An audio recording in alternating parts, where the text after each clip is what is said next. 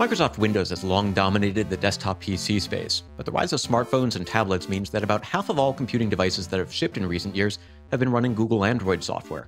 But there are some things that are still easier to do with a desktop operating system. Every now and then, I leave the computer at home and I try to go right with a tablet, which actually works out just fine. But if I have to do anything complicated, anything more than just typing words on a screen, I tend to leave the tablet behind and just use the computer. In the future, the distinction between desktop and mobile operating systems might disappear altogether. Microsoft has brought some support for desktop-style apps to Windows 10 phones, and a company called Jide is working to turn Android into a desktop operating system. It's 100% Android, so you get the whole Android ecosystem, Google Play and all the apps. But then you're running it in a PC environment where you have taskbar, multi-window, and the key thing is to have a keyboard and mouse support. Coming up on LPX, can an operating system designed for smartphones power a desktop PC experience?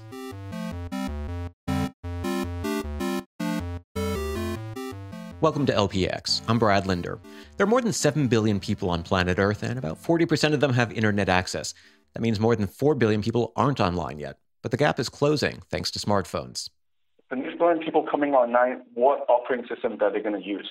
Most likely, they will be using an Android smartphone. That's David Ko, co-founder of a Chinese startup called Jide. We'll hear more from him in a little bit, but first let's take a look at why he thinks Android smartphones are so important. Smartphones are everywhere you look in the US, Europe, and other developed markets. They're small, convenient tools that we can use to keep in touch, stay informed, or entertain ourselves.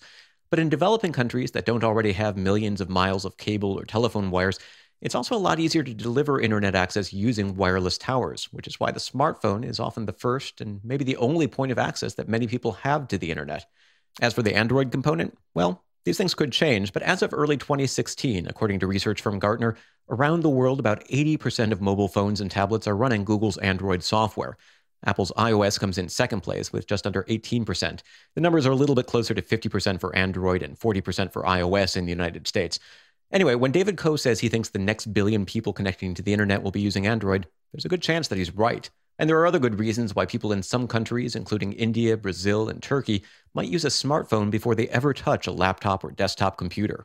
When looking at what that first digital device, internet access device is going to be, the smartphone is in many instances just a more practical tool. Ross Rubin is Senior Director of Industry Analysis at App Annie, a research firm that tracks mobile app usage and revenue. It often requires less power to operate. In some of these economies, for example, electricity is at a premium.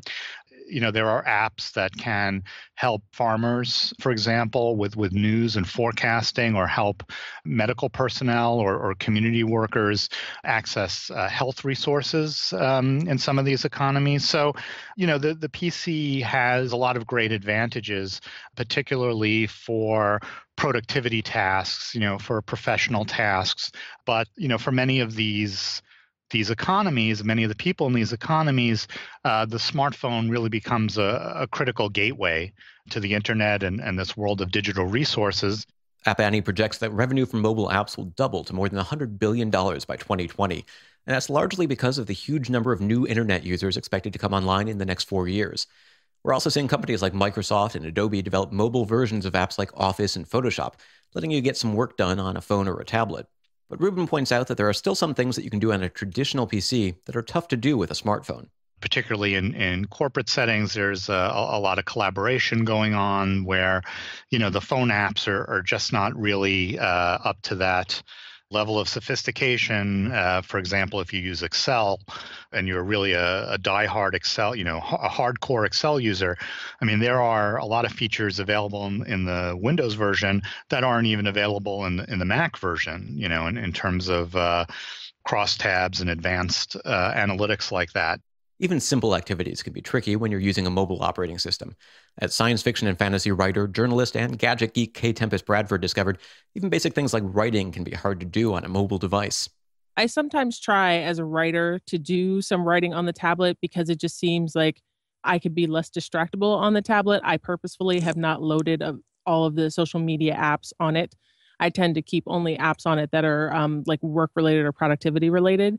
So every now and then I leave the computer at home and I try to go right with a tablet, which actually works out just fine. But if I have to do anything complicated, anything more than just typing words on a screen, I tend to leave the tablet behind and just use the computer, only because even though the tablet is a nice, has some nice productivity aspects to it, it's still the operating system is still set up for touch. It's not easily set up to like move between two apps at the same time, cut and paste, like it's there, but it's not great. There are all these, it's like little things that annoy me that then I say, no, no, no, I got to go back to the computer. I know the feeling. I love mobile devices, and I use my smartphone to read the news every morning while I eat breakfast. 15 years ago, I wrote most of the text for my master's thesis by taking a PDA with a 3-inch black and white display with me to a coffee shop, connecting it to a keyboard and tapping out text all day. But when I got home, I'd copy everything I'd written to a desktop computer so I could edit and format that text properly. Things are starting to get a little better for people trying to use smartphones and tablets for productivity.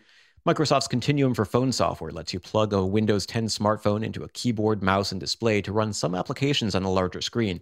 And some other mobile operating systems are starting to gain true multitasking support too. Apple's recent iPads let you view 2 applications at the same time. Samsung's let Android users do this on some of its phones and tablets for a while, and it's likely that Google's going to add multi-window support to future versions of Android.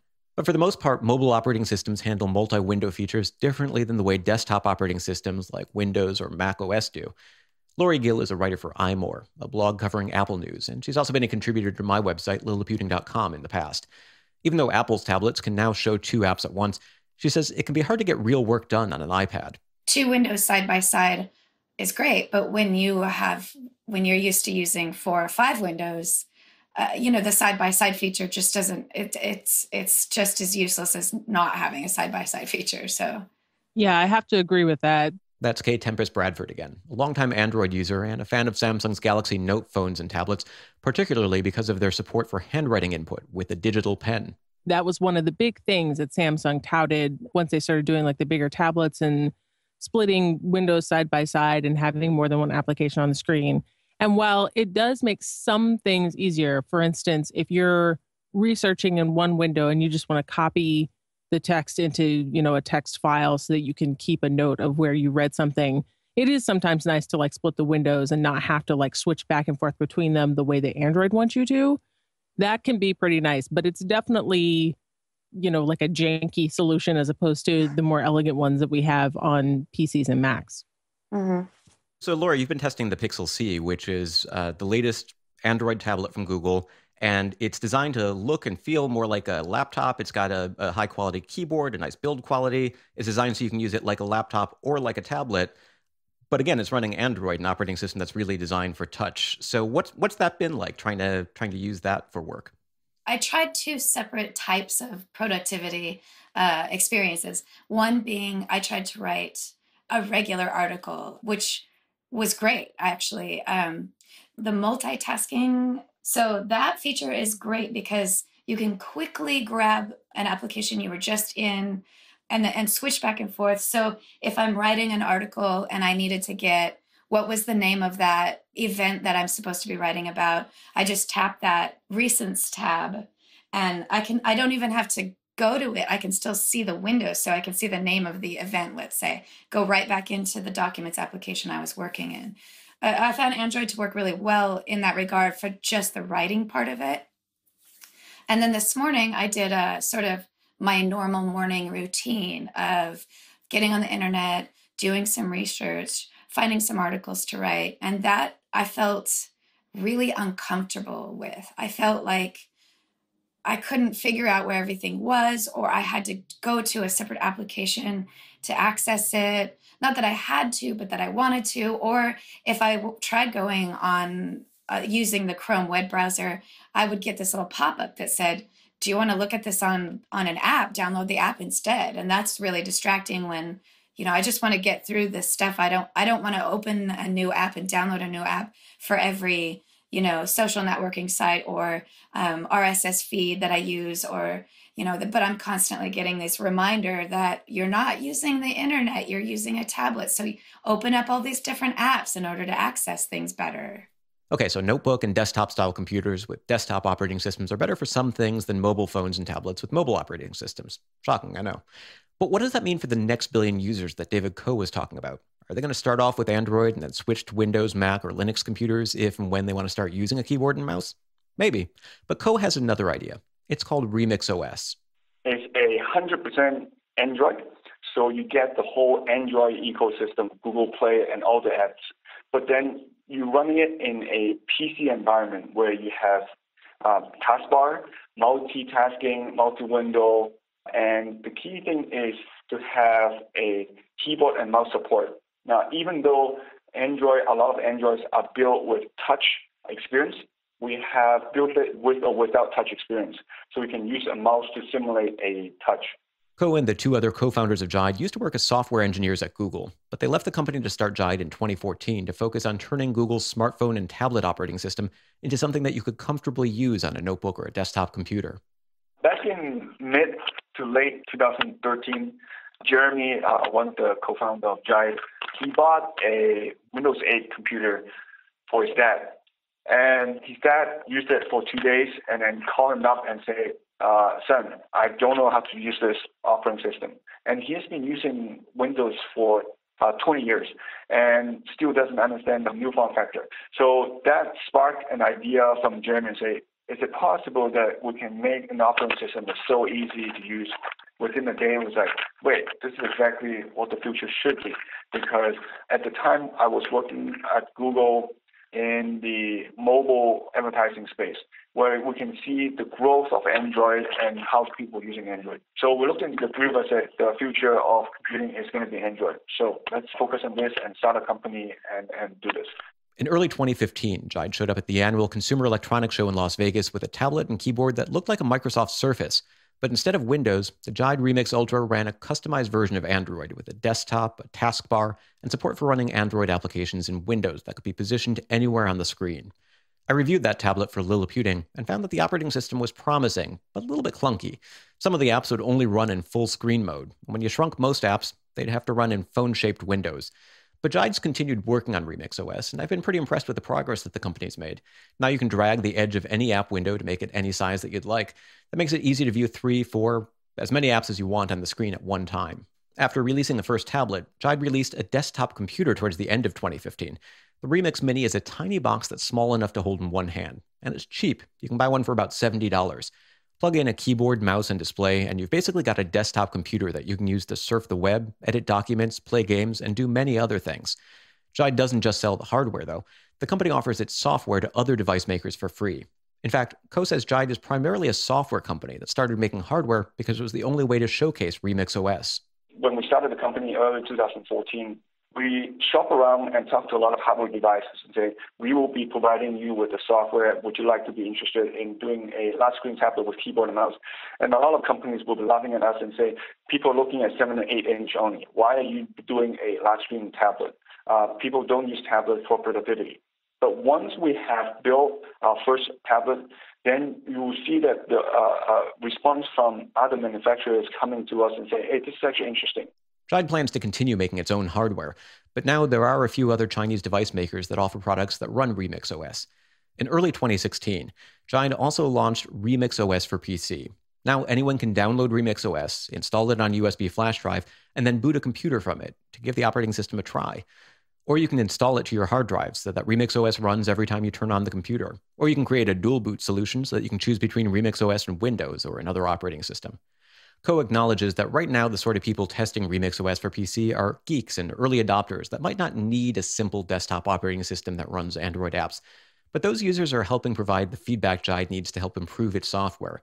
And ultimately, he sees big potential for Remix OS in emerging markets. Where a lot of computers are sitting there doing nothing, people are still using their phone, and then they have an old computer, 3 years old computer sitting, and they realize that if they're running other operating system, it's very slow with an old machine. But since Android is a very lightweight operating system, if you're running it in a 3 to 5 years old computer, it actually runs very smoothly and runs very fast. Jide isn't the only company looking to bridge the gap between mobile and desktop. As I mentioned earlier, Apple's trying to position iOS as a platform for productivity with new devices like the iPad Pro. And Microsoft is hoping users will use Windows phones to run mobile apps in a desktop environment. But right now, there aren't nearly as many mobile apps available for Windows as there are for iOS and Android. And Co wants to make it easy for people using Android phones to use those same apps that they're already familiar with on a notebook or a desktop computer. At the end of the day, it's not the operating system that is the most important thing. It's what's on that operating system. What can you do with that operating system? If that operating system does not have a good, strong ecosystem, particularly what I'm talking about is apps, then that operating system can only be used for a small amount of people. Because if you can't use your favorite apps, there's nothing you can do. Another Chinese startup is developing an operating system called Phoenix OS, which is very similar to Remix. But Ko says he's happy to have the competition because it shows that Jide isn't the only company that thinks it's a good idea to make Android into an operating system that can run on desktop computers. Is it possible that a mobile operating system like Android, Phoenix, or Remix will one day replace Windows or OS X on desktops of millions of users? It's a bit early to say that for sure, but App Annie's Ross Rubin notes that companies like Microsoft are already well positioned for a future where Windows is not the dominant operating system. Which makes sense since more people around the world are using smartphones than desktop computers today. Microsoft already has mobile versions of Office that can run on Windows, Android, and iOS, and other companies are making mobile versions of their apps too. Does it scale up to something like an AutoCAD, where you need very high precision in terms of how you're manipulating things, or Photoshop or something like that? We're starting to make more and more progress toward that. I think it's something that Microsoft has always been aware to the possibility of, and that's why becoming stronger in mobile has been so important to them, and why they've spent so much on remaking Windows for that environment and buying Nokia, because there's a concern that these smartphones of today may cannibalize the PCs of tomorrow, and that of course is their bread and butter. As for Remix OS, it still has a long way to go before it's a real replacement for Windows. For one thing, a key selling point of the operating system is that it supports more than 1.5 million existing Android apps that you can download and install from the Google Play Store. But while the Play Store comes preloaded on many Android phones and tablets, including those that run Remix OS if they come with it pre-installed, if you install Remix OS on a computer yourself, the Play Store does not come with it. You have to install Google's App Store on your own. And you can find details about how to do that in the notes for this episode at lpxshow.com, but it's not as easy as just turning on your device and automatically having access to millions of applications. Google only allows the Play Store to be loaded on devices that meet specific requirements, but since Jide's making Remix OS available for anyone to download and install on thousands of different PC configurations, it's difficult for Google to verify that everything will work as it should on all of those different computers.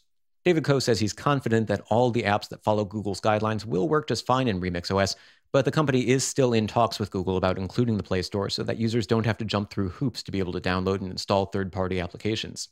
If we are shipping our software with a hardware device, let's say a tablet or a phone, you will need to ship that phone or tablet to Google for a certification.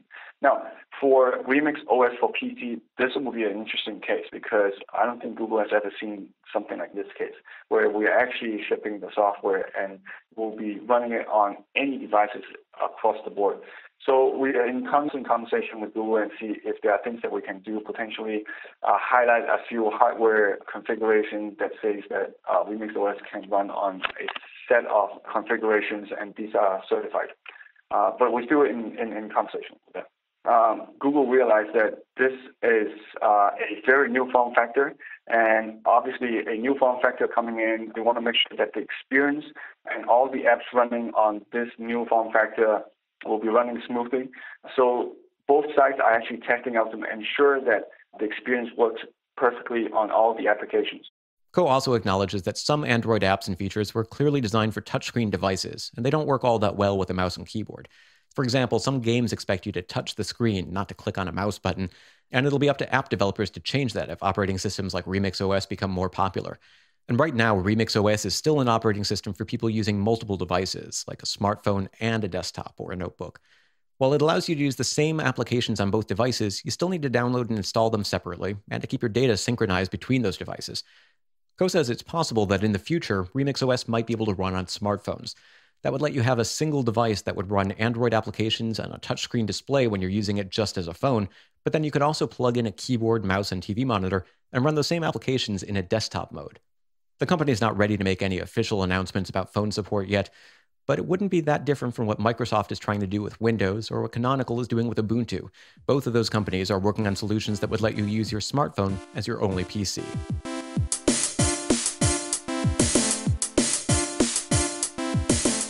That's it for this episode of LPX. Special thanks this time to my friends KT Bradford, Lori Gill, and Ross Rubin. You can find more of Lori's work at imore.com. And KT recently launched her own podcast about tools for writers. It's called The Right Gear, spelled W-R-I-T-E. And you can find it at hologramradio.com/therightgear. You can find out more about RemixOS by visiting jide.com. That's spelled Jide.com. And as always, you can find links and more details about everything mentioned in this episode at lpxshow.com. You can also find details about past episodes at the website and links to follow the show on Twitter, Facebook, and Google+. And if you're an iTunes user, I'd also really appreciate it if you consider leaving a review in iTunes. It's a great way to help other people find out about the show. And if you're listening to this episode on or before February 28th, 2016, you can also visit lpxshow.com for a chance to win a free Bluetooth speaker from Zotac. Just visit the webpage for this episode, click on the contest link, and enter the code word CONVERGENCE. I'm Brad Linder. Thanks for listening.